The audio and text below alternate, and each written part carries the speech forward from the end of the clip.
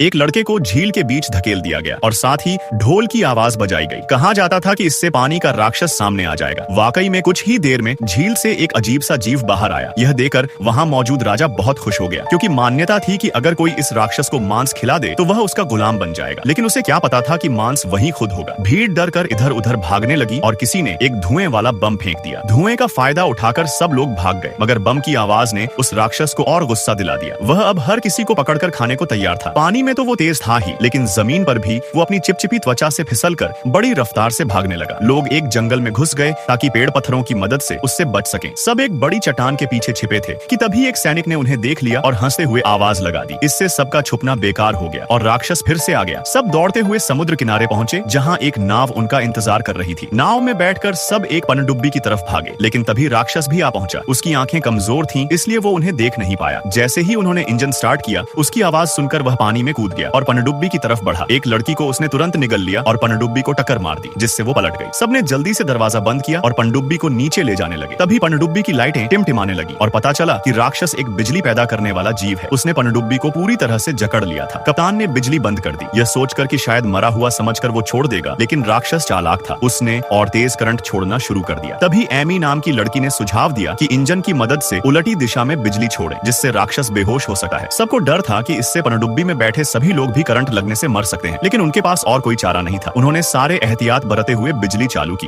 और राक्षस को करंट देना शुरू किया। उसका शरीर झटकों से कांपने लगा, लेकिन वो फिर भी पनडुब्बी को नहीं छोड़ रहा था। जब करंट का वोल्टेज 1500 तक पहुंचा, तब जाकर उसके शरीर में हलचल कम हुई, लेकिन पनडुब्बी की बिजली व्यवस्था खराब हो गई। सब एमी पर नाराज हो गए, लेकिन तभी राक्षस अचानक पनडुब्बी को छोड़कर भाग गया। फिर उन्हें एहसास हुआ कि वे एक ज्वालामुखी क्षेत्र के पास हैं और उनकी पनडुब्बी बहाव के साथ उसकी तरफ जा रही है। एमी ने फैसला लिया कि वो खुद बाहर जाकर पनडुब्बी की दिशा बदलने की कोशिश करेगी। वह एक रस्सी लेकर पानी में कूद पड़ी और पनडुब्बी के नीचे पहुंची, जहां राक्षस की टूटी हुई पूंछ फंसी हुई थी। उसने काफी कोशिश के बाद उस पूंछ को खींचकर बाहर निकाला, जिससे पनडुब्बी की दिशा बदल गई और वह ज्वालामुखी से दूर जाने लगी। लेकिन इसी बीच एक झटका लगा और एमी पानी में गिर गई। उसके पास ऑक्सीजन खत्म होने वाली थी और वह बेहोशी की हालत में पहुंच गई। तभी पनडुब्बी वापस आई और कप्तान ने उसे बाहर खींच लिया। वह बेहोश थी, धड़कन भी नहीं चल रही थी। सबने मिलकर उसे होश में लाने की कोशिश की और आखिरकार वो जाग गई। सब बहुत खुश हुए और इस जीत का जश्न मनाने लगे। उसी समय एमी को याद आया कि उसने समुद्र के नीचे एक रहस्यमय जगह देखी थी, जो शायद एटलांटिस हो सकती है। कप्तान ने तुरंत वापसी का फैसला लिया। जैसे ही वे उस जगह पहुंचे, वहां एक रहस्यमय गुफा और चमकती हुई चट्टानें दिखी। सब गोता लगाकर अंदर गए, जहां एक सूखी और हवा से भरी जगह मिली। सबने ढूंढना शुरू किया और एक बुजुर्ग व्यक्ति को एक कीमती रत्न मिला। उसी समय वहां जीवित समुद्री कीड़े हमला करने लगे। सब भागे, लेकिन बुजुर्ग व्यक्ति पकड़ा गया। जाते जाते उसने वो रत्न कप्तान को दे दिया। हालांकि उन्होंने एक अमूल्य खजाना हासिल किया, लेकिन उनके एक साथी की जान चली गई। सभी ने तय किया कि वे उसकी याद में इस खजाने का इस्तेमाल सही तरीके